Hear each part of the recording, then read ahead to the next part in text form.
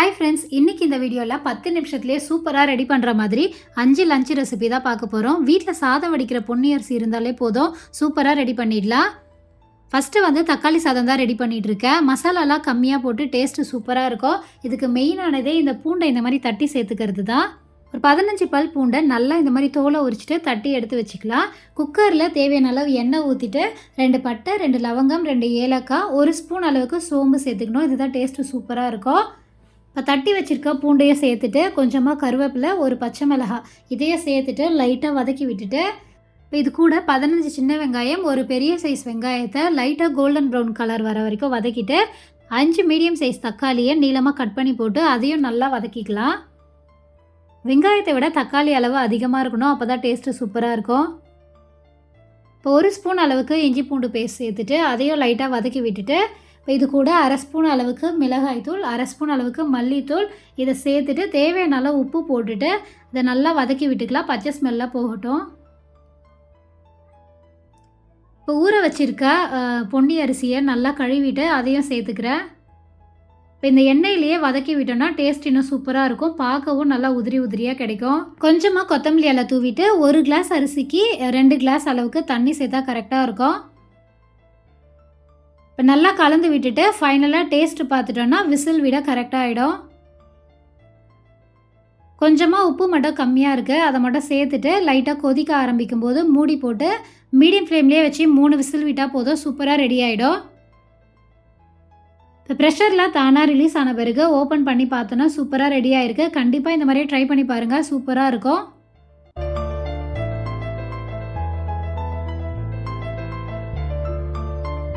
இன்றைக்கி 2வதாக ரெடி பண்ணுற ரெசிபி நிறைய சத்துக்கள்லாம் நிறைஞ்ச சாம்பார் சாதம் தான் செய்ய போகிறேன். 1 பாட்லேயே ரெடி பண்ணுறதுனால டேஸ்ட்டும் சூப்பராக இருக்கும், வேலையும் சீக்கிரமாக முடிஞ்சிடும். 1 கிளாஸ் அரிசிக்கு 1/2 கிளாஸ் அளவுக்கு துவரம்பருப்பு நல்லா ஊற வச்சுட்டேன் ஆரம்பிக்கிறதுக்கு முன்னாடியே. இப்போ தேவையான காய்கள்லாம் கட் பண்ணி ரெடி பண்ணி வச்சுக்கிட்டேன். நீங்கள் எந்த காய் வேணாலும் சேர்த்துக்கலாம். ஆனால் ஒரே ஒரு விஷயம் என்னென்னா, சாம்பார் சாதத்துக்கு ஏதாச்சும் ஒரு நீர்க்காய் சேர்த்தோன்னா டேஸ்ட்டு சூப்பராக இருக்கும். ஆரம்பிக்கிறதுக்கு முன்னாடியே கொஞ்சமாக புளியும் ஊற வச்சுட்டேன். இப்போ குக்கரில் தேவையான அளவு எண்ணெய் ஊற்றிட்டு கொஞ்சமாக கடுகு, 2 வரமிளகா, அப்புறம் வந்து 10 பல் அளவுக்கு பூண்டு, 20 சின்ன வெங்காயம் சேர்த்து நல்லா வதக்கிக்கிட்டேன். சின்ன வெங்காயம் சேர்த்தா தான் டேஸ்ட்டு சூப்பராக இருக்கும். இப்போ 2 பெரிய சைஸ் தக்காளியும் சேர்த்துட்டு கொஞ்சமாக கருவேப்பிலையில் சேர்த்துட்டு இதையும் லைட்டாக வதங்கின பிறகு கட் பண்ணி வச்சுருக்க காய்கள் எல்லாத்தையுமே சேர்த்துக்கலாம். கத்திரிக்காய், முருங்கைக்காய், அப்புறம் வந்து முள்ளங்கி, சவ், கேரட், அவரைக்காய் இது எல்லாமே சேர்த்துக்கிறேன். முருங்கைக்காய் மட்டும் ஃபைனலாக தண்ணியெல்லாம் சேர்த்த பிறகு சேர்த்துக்கலாம், அப்போ தான் நல்லா குழையாமல் இருக்கும். இப்போ காயெல்லாம் சேர்த்துட்டு லைட்டாக வதக்கிட்டு 1 ஸ்பூன் அளவுக்கு குழம்பு மிளகாய் தூள் சேர்த்துக்கிறேன். நீங்கள் சாம்பார் மசாலா இருந்தால் அதை கூட சேர்த்துக்கலாம். இப்போ பச்சை ஸ்மெல் போன பிறகு ஊற வச்சுருக்க அரிசி பருப்பை சேர்த்துட்டு லைட்டாக அதிலே கலரி விட்டுக்கலாம். நான் இன்றைக்கி 1 கிளாஸ் அரிசியும் 1/2 கிளாஸ் அளவுக்கு துவரம் பருப்பும் ஊற வச்சுருக்கேன். அதுக்கு வந்து 6 கிளாஸ் அளவுக்கு தண்ணி சேர்த்தா கரெக்டாக இருக்கும். 6 கிளாஸ் தண்ணி சேர்த்துட்டு நல்லா கலந்து விட்டுட்டு ஃபைனலாக இதில் ஊற வச்சுருக்க புளியை கரைச்சி அதில் கொஞ்சமாக சேர்த்துட்டு கட் பண்ணி வச்சுருக்க முருங்கைக்காவையும் சேர்த்துட்டு மேலேயே கலந்து விடக்கூடாது, மேலேயே மிதக்கணும். இப்போ இதில் கட்டி பெருங்காயமும் ஃபைனலாக சேர்த்துட்டு மூடி போட்டு மீடியம் ஃப்ளேம்லேயே வச்சுட்டு 5லேருந்து 6 விசில் விட்டால் கரெக்டாக இருக்கும். இப்போ ப்ரெஷர்லாம் தானாக ரிலீஸ் ஆன பிறகு ஓப்பன் பண்ணனா சூப்பராக ரெடி ஆகிடுச்சு சாம்பார் சாதம். ஃபைனலாக 2லேருந்து 3 ஸ்பூன் அளவுக்கு நெய் சேர்த்துட்டோன்னா நல்லா வாசனை சூப்பராக இருக்கும். அவ்வளோதான், சாம்பார் சாதம் 1 பாட்லேயே ஈஸியாக ரெடி ஆகிடுச்சு. கண்டிப்பாக ட்ரை பண்ணி பாருங்கள், சூப்பராக இருக்கும். இன்றைக்கி 3வதாக ரெடி பண்ணுற ரெசிபி ரொம்ப சிம்பிளான, ஈஸியான, ஆனால் டேஸ்ட்டான ஒரு ரெசிபி தான். தேங்காய் பால் வச்சு தேங்காய் பால் சாதம் தான் ரெடி பண்ண போகிறேன். அதுக்கு நான் இன்றைக்கி ஃபஸ்ட்டே வந்து தேங்காய் பாலை ரெடி பண்ணி எடுத்து வச்சிடுறேன். ஃபஸ்ட்டு 2 தடவை எடுக்கிற பால் எடுத்தோன்னா கரெக்டாக இருக்கும். இப்போ குக்கரில் 2 ஸ்பூன் அளவுக்கு நெய் சேர்த்துக்கிறேன். நெய் சேர்த்தோன்னா டேஸ்ட்டு சூப்பராக இருக்கும். நெய் உருகின பிறகு பட்டை, லவங்கம், ஏலக்காய், அப்புறம் 1 ஸ்பூன் சோம்பு சேர்த்துட்டு இது கூட வந்து 2 பெரிய சைஸ் வெங்காயத்தை நீளமாக கட் பண்ணி சேர்த்துட்டு 4லேருந்து 5 பச்சை மிளகாய், வேறு ஏதோ காரத்துக்கு சேர்க்க போகிறதில்ல, அதனால் பச்சை மிளகாய் எவ்வளோ வேணாலும் அதிகமாக சேர்த்துக்கலாம். இப்போ கொஞ்சமாக புதினா, கொத்தமல்லி சேர்த்துட்டு லைட்டாக வதக்கி விட்டுக்கலாம். கோல்டன் ப்ரௌன் கலர் வரணும்லாம் அவசியம் கிடையாது. 1 ஸ்பூன் அளவுக்கு இஞ்சி பூண்டு பேஸ்ட் சேர்த்துட்டு லைட்டாக பச்சை ஸ்மெல் போகிற வரைக்கும் வதக்கி விட்டுக்கலாம். இதில் மீல் மேக்கர் சேர்த்துக்கிறேன். நீங்கள் பச்சை பட்டாணி இருந்தால் அதை கூட சேர்த்துக்கலாம், டேஸ்ட்டு சூப்பராக இருக்கும். 1 கிளாஸ் அரிசிக்கு 2 கிளாஸ் அளவுக்கு தேங்காய் பால் சேர்த்துக்கணும்.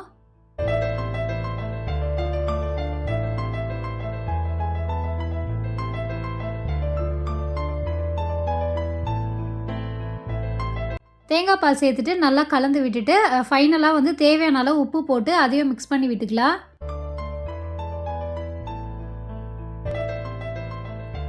இப்போ கொதிக்க ஸ்டார்ட் பண்ணும்போது ஊற வச்சுருக்க அரிசியை சேர்த்துக்கலாம். நான் இன்றைக்கி சாதம் வடிக்கிற பொன்னி அரிசியிலே தான் செய்ய போகிறேன்.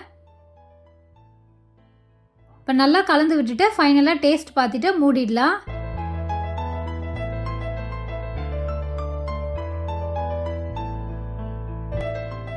மீடியம் ஃப்ளேம்லேயே வச்சு 3 விசில் விட்டோன்னா கரெக்டாக இருக்கும். இப்போ ப்ரெஷரில் தானாக ரிலீஸ் ஆன பிறகு ஓப்பன் பண்ணி பார்க்கலாம். சூப்பராக ரெடியாக இருக்குது. நல்லா உதிரி உதிரியாக தேங்காய் பால் சாதம் நல்லா டேஸ்ட்டாகவும் இருக்குது, பார்க்கவும் சூப்பராக இருக்குது பாருங்கள். இப்போ இது கூட நல்லா காரசாரமாக எதனா கிரேவி வச்சு சாப்பிட்டோன்னா இன்னும் சூப்பராக இருக்கும். நான் இன்றைக்கி காலிஃப்ளவர் வச்சு கிரேவி ரெடி பண்ணியிருக்கேன். நீங்கள் பன்னீர் இல்லைனா மஷ்ரூம் இல்லைனா சிக்கன் கிரேவி இந்த மாதிரி எல்லாமே சூப்பராக இருக்கும். இதுக்கு கண்டிப்பாக ட்ரை பண்ணி பாருங்கள். எல்லாருமே விருப்பமாக சாப்பிடுவாங்க. இன்றைக்கி 4வதாக ரெடி பண்ணுற ரெசிபி நல்ல ஹெல்த்தியான ஒரு ரெசிபி தான். மூக்கடலை வச்சு தான் செய்ய போகிறேன். அதுக்கு இன்றைக்கி கொண்டக்கடலையே கொஞ்சமாக உப்பு சேர்த்து வேக வச்சுருக்கேன். இதில் சேர்க்கறதுக்கு ஃப்ரெஷ்ஷாக மசாலா அரைக்க போகிறேன். அதுக்கு வந்து ஒரு மிக்ஸி ஜாரில் கொஞ்சமாக புதினா, கொத்தமல்லி, இஞ்சி, பூண்டு, ஒரு பச்சை மிளகாய், அப்புறம் 1 ஸ்பூன் அளவுக்கு சோம்பு, 2 பட்டை, 2 லவங்கம், 2 ஏலக்காய் இது எல்லாத்தையுமே சேர்த்துட்டு நல்லா அரைச்சிக்கலாம். இப்போ குக்கரில் கொஞ்சமாக எண்ணெய் சேர்த்துட்டு 1 ஸ்பூன் அளவுக்கு நெய்யும் சேர்த்துக்கலாம். டேஸ்ட்டு சூப்பராக இருக்கும். ஒரு பெரிய சைஸ் வெங்காயத்தை நீளமாக கட் பண்ணி சேர்த்து அதையும் நல்லா வதக்கிக்கலாம்.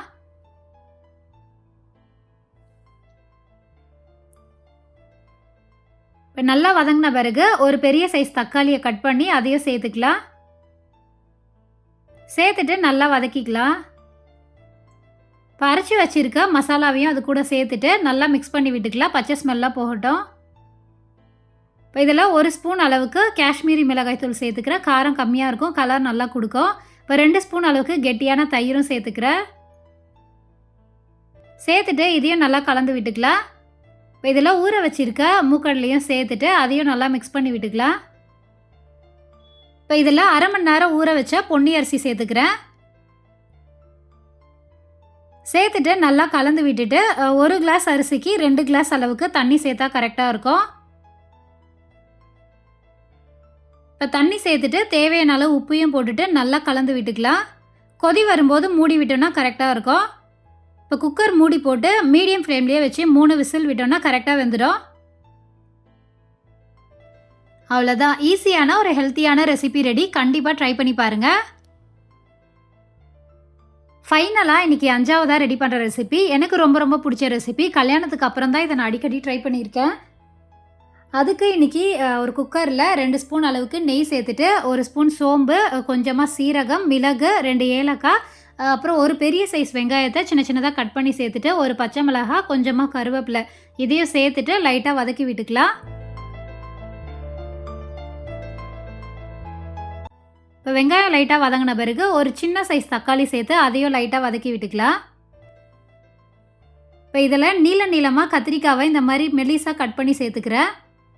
இதில் வேறு எந்த காய்கறிகளும் சேர்க்க போகிறதில்ல, வெறும் கத்திரிக்காய் மட்டும் சேர்த்து செய்ய போகிற கத்திரிக்காய் சாதம் தான் இது. டேஸ்ட்டு சூப்பராக இருக்கும். கண்டிப்பாக ட்ரை பண்ணி பாருங்கள். இப்போ கத்திரிக்காவை இந்த மாதிரி மெல்லிசாக கட் பண்ணி சேர்த்துட்டு நல்லா வதக்கி விட்டுக்கலாம்.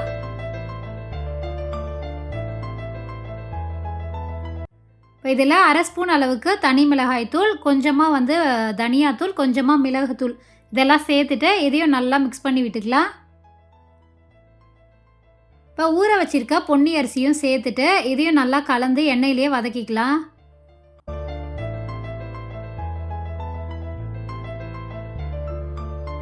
ஒரு கிளாஸ் அரிசிக்கு 2 கிளாஸ் அளவுக்கு தண்ணி சேர்த்துக்கிறேன்.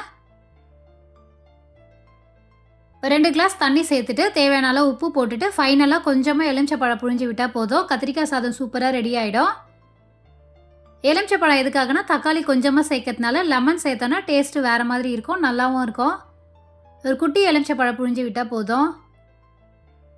இப்போ மூடி போட்டு மீடியம் ஃப்ளேம்லேயே வச்சு 3 விசில் விட்டு ப்ரெஷர் தானாக ரிலீஸ் ஆன பிறகு ஓப்பன் பண்ணனா சூப்பராக ரெடி ஆயிடுச்சு கத்திரிக்காய் சாதம். கண்டிப்பாக ட்ரை பண்ணி பாருங்கள், நல்லாயிருக்கும் டேஸ்ட்டு. அவ்வளோதான், வீடியோவோட எண்டுக்கு வந்துட்டோம். இன்னொரு வீடியோவில் பார்க்கலாம். பாய்.